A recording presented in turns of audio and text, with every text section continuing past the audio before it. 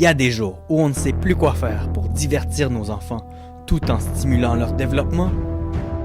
Pour nous aider à répondre à cette question parentale universelle, il y a Duel ludique.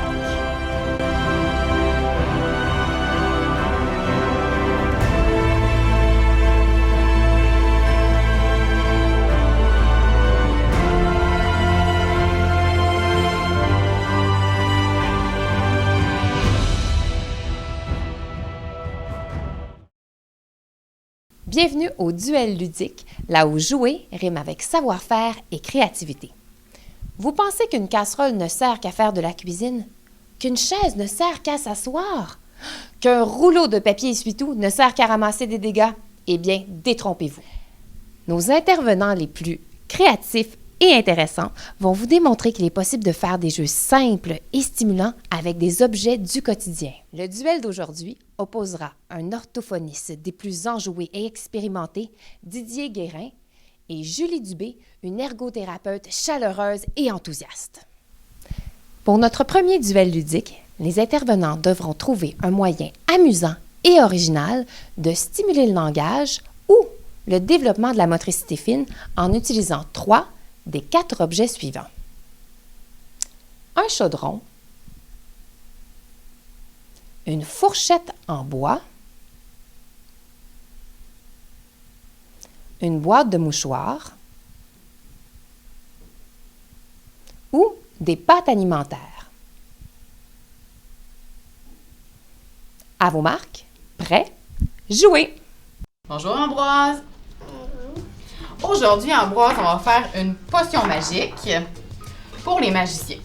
OK? Parce que les magiciens, pour être magiques, ils doivent boire de la potion magique. Est-ce que tu es prêt? Oui. OK. Dans ma potion magique, je mets tout plein de choses. Mais avant de les mettre dans mon chaudron, il faut les cacher dans la main. Et après ça, on le met au bout de nos doigts et on dépose dans le chaudron pour faire la potion. Parfait. Alors, on a des éléphants, comme ça. On a des bébés éléphants. Ouais, tu le fais très bien, Ambroise. On a au bout de tes doigts. Tiens, je vais mettre les objets devant toi. Les mamans éléphants, les bébés. Pourquoi ça s'appelle des pattes de souris? Parce que des pattes de souris, ben c'est ça qu'il faut pour mettre dans la potion magique. Parce que c'est pas juste des pâtes alimentaires, là. C'est des vraies pattes de souris. Peux-tu être cassé? Ils sont très durs à casser. Comme ça, regarde, on va les mettre dans la potion magique. Comme ça, elles vont cuire. Puis elles vont devenir très molles. OK, on les met au bout des doigts. Hey, tu fais bien ça. Et on a quoi aussi pour mettre dans la potion? Des yeux de grenouille. Des yeux de grenouille.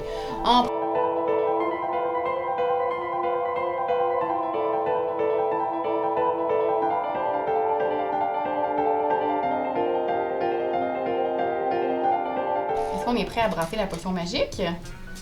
C'est toi ou c'est moi qui brasse? On va brasser ensemble?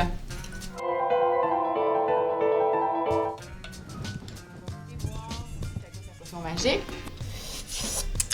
Wow, ça goûte la potion magique!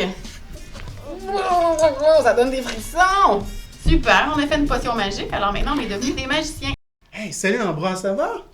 Aujourd'hui, je vais te montrer comment faire un tour de magie. Est-ce que tu veux m'aider? Oui, il veut m'aider.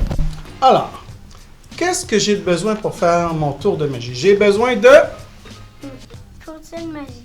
une fourchette magique. J'ai besoin de Un chaudron magique.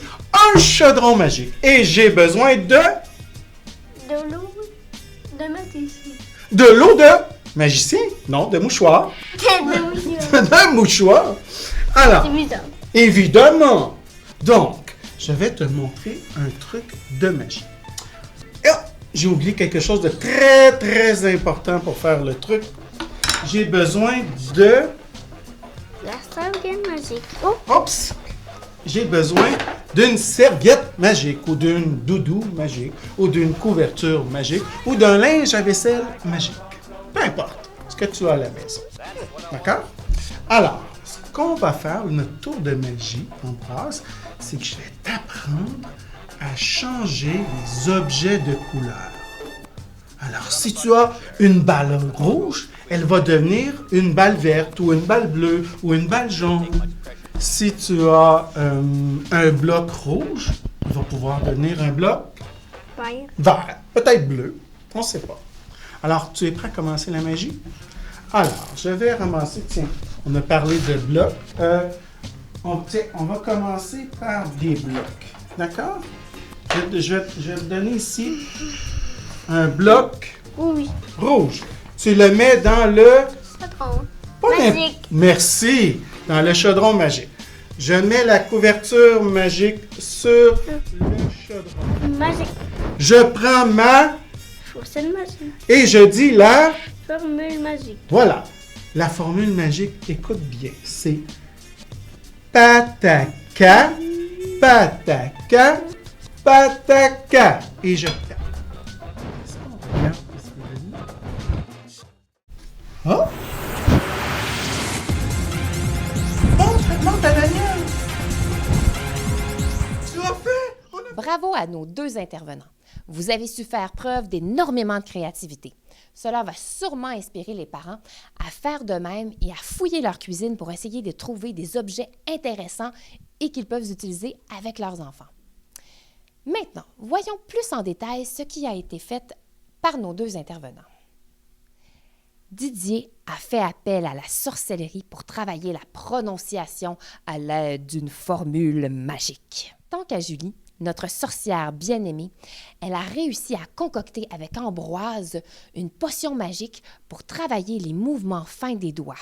Vous pouvez partager avec nous les idées de jeu que vous aurez eues avec les objets que nous avons vus aujourd'hui en nous laissant un commentaire sur la chaîne Grandir avec les mots. Et maintenant, à vos marques, prêts, jouez!